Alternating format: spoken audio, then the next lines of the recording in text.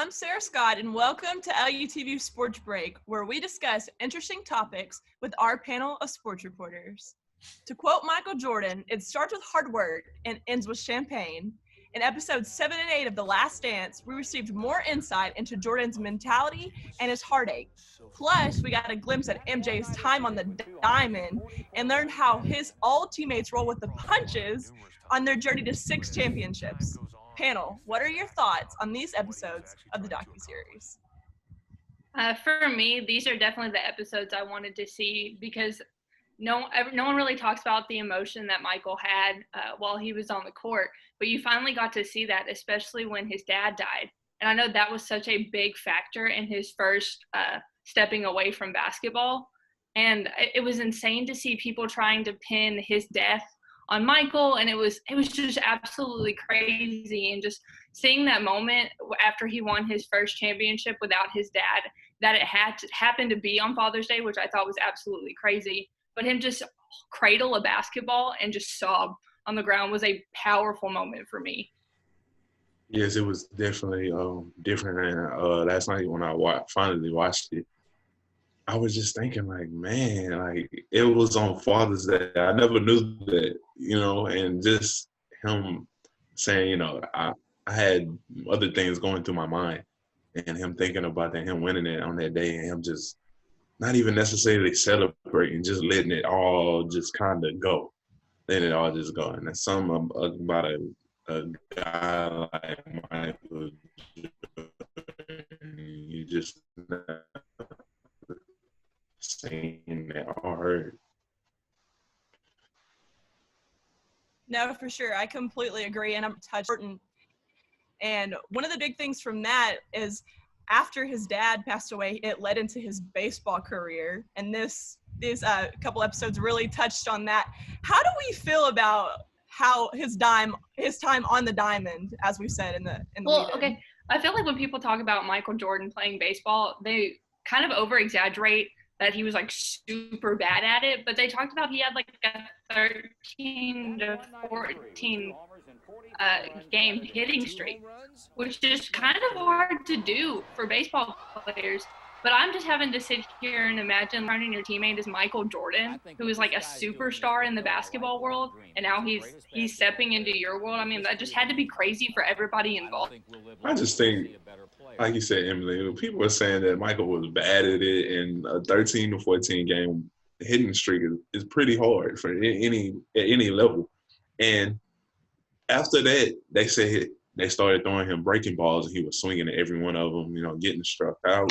And he started working on a breaking ball machine. And it was just like, Michael Jordan is a perfectionist. Anything that he feels like he wasn't good at, he's going to work at it until he becomes good at it. So, I mean, that's another thing when I say Michael Jordan probably can adjust to anything possible. And as we see in the documentary as well, anytime he had a bad game and somebody talked trash to him, and the kid from the Washington Bullets saying, hey, Mike, good game. He comes back the next game and scores what he has in the first half. The guy his work ethic was just beautiful. I thought that was insane when he was just like, hey, good game, Mike, and get a win. And I thought it was crazy. Yeah, I completely agree. And going off of what Arthur said, I think one of the coolest things about this is it really captured the fact that, like, Michael Jordan is already – arguably, some people say, I think he's the best player to ever touch a basketball court ever. And to see him, like, be able to step up and just take it up a notch when anybody was at all compared to him, we really saw that in the last 2 episodes and then these 2 episodes too. Like, when he needed to step up, when anybody at all was being compared to him, he took it up a whole nother level. And that to me just shows his mental toughness and his mental strength and just how much he loved the game. And I just would really like to just really see that. But what really struck me about his baseball career is when he decided to retire, he just didn't have that passion for basketball. And, like, because he's such a perfectionist, he refused to play without that passion and without that just, like, love for the game, because he was going to be nothing short of great, And I really like to just see, like, that mental, like, that just almost self-awareness that he had, Yes, and towards the end of his baseball career, he started to get that itch and started going to practice with him and was like, hold on, I'm kind of liking this a little bit. I'm starting to find my way back in. And him sending the facts of I'm back. 2 words and the world goes crazy again. So when him coming back, I just don't, man, the man is amazing. Sometimes I don't know what to say. I wish I was born in that time to just watch it all happen. But it's just really amazing how he can just do that and come and work hard. He was gassed a little bit, but it was like he was still going at him, like no matter what. And then the fact he was gassed and he makes this movie in the summer, Space Jam, Yeah. and he's just working, and he's now and watching them, studying them, and then goes and wins. As we all know, another 3. Yeah, I think that was the biggest thing for me is when he had his rigorous schedule with Space Jam. He was only getting 4 or 5 hours of sleep a night. I mean, they talked about that. But like you said, that they practically built him a court, and he was able to basically play regular games of basketball, but sit there and watch and analyze his competition and figure out what he needed to do to beat every single one of them to make sure him and the rest of the Bulls were the best, I thought was crazy. And another thing I think that was important about that season is at the time I laughed about it, but it was a pretty big moment, was when he basically laid out Steve Kerr. I wasn't expecting that, but they said that kind of broke down that barrier that they had, and they were able to trust each other after that. And even Michael said he immediately got on the phone and apologized to Steve Kerr because he knew he shouldn't have lashed out at him, but he respected Steve Kerr for standing up for himself. And I think that just really shows you the type of yeah, maybe he took it too far, but that's what Michael wanted from you. He wanted you to fight him on things. Yeah, Yes, and going off of that, another thing that was really touched on is this is at the beginning when this was being released, Michael Jordan said that people might view him a little bit differently than how he was viewed, and I think that we're kind of starting to get into that. Personally, I don't think that this makes me view him any different, but how do you guys feel about that leadership style that he's adapted as a teammate when he did stuff like that to Steve Kerr and the other players that it talked about in these past couple of episodes? Everybody in there said it. All the guys who played with him. Yeah, he was a jerk. He was a, bleep. But at the end of the day, we realized he was just being a great teammate. He didn't expect nothing less of them, really.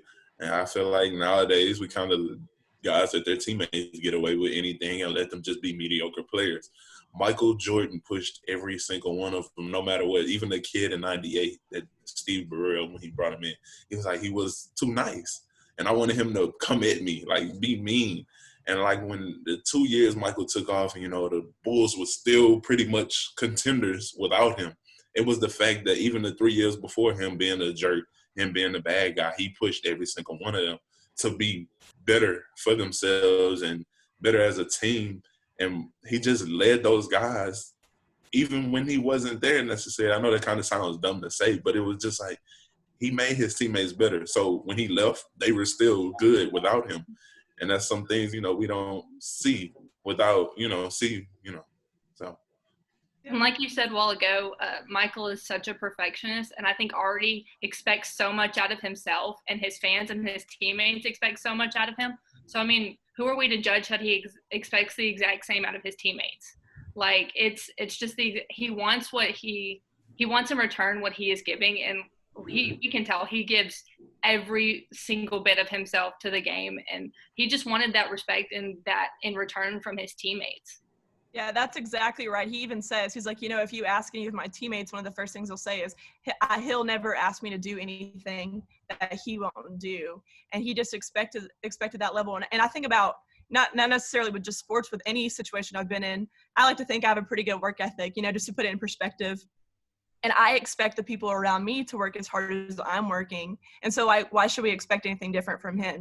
He's playing at this level that nobody has seen. He's setting these records. He's changing the entire culture of the sport. Why not expect the people around him to do the same thing, And I agree. I don't see a problem with it. None of his teammates saw a problem with it. Yeah, they might have hated him on the court. They might have, like Steve Kerr, that level of being a perfectionist that he is, he definitely demanded that around him too, and I don't see any problem with it whatsoever. What was said in the lead-in, like they said at the beginning, hard work to champagne, all of Yes. that mumbling and fussing at me, it was all worth it when you put them diamonds on your finger. So absolutely. Another thing that I saw was when Michael Jordan wasn't there, the team kind of had a little bit of like a power struggle almost. Scottie Pippen came in and he really, took over that role of that number one player, when it talked about the game that Scottie Pippen quit on, what were your thoughts on that?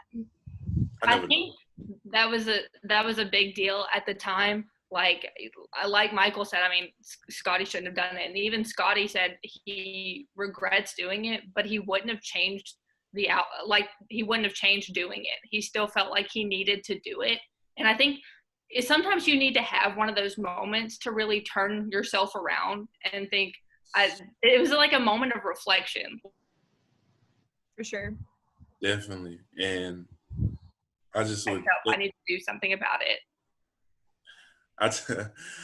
I just think I was surprised by it, especially Scottie being what we know Scottie as. I never knew that he just kind of said, forget the team, and sat and lit those guys. I understand that he was like, man, I'm the new guy on the team. I'm the leader now, and I should be taking the shots, and you're giving it to this kid instead of me. If he felt respected, but like when they got in the locker room and Bill Cartwright said, I was disappointed in you, man. The waterworks started coming out. Those guys just all held each other accountable. No matter who you were, superstar or no superstar, you were held accountable.